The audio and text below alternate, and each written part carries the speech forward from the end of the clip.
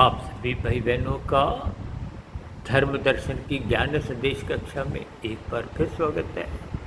आज की चर्चा मृत्यु के चिंतन शब्दों पर करने जा रहे हैं। देखिए, आप जब भी परमात्मा से जुड़ने का प्रयास करते हैं, अक्सर संसारी उलझने, संसारी विषय भोग, ये बीच में कहीं ना कहीं एक रुकावट, विघ्न उत्पन्न करते हैं।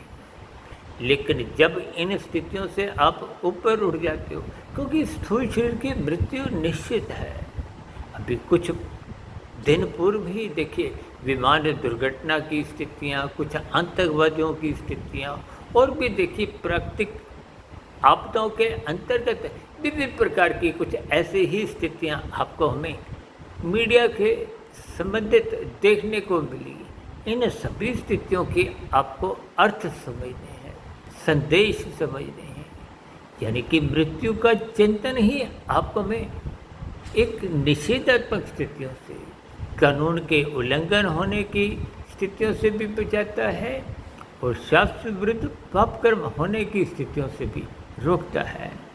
इसीलिए बार बार परमात्मा से जुड़ने के लिए मृत्यु का एक काल्पनिक स्थितियों में चिंतन करने में आपका जुड़ना संभव हो पाता है। इसलिए हम बार बार कहते हैं, देखिए शमशान घाट में अक्सर आपकी हमारी जब स्थितियाँ कुछ किसी कारणवश वहाँ जाने की होती हैं, तो वहाँ कुछ क्षणिक वैराग्य जगता है।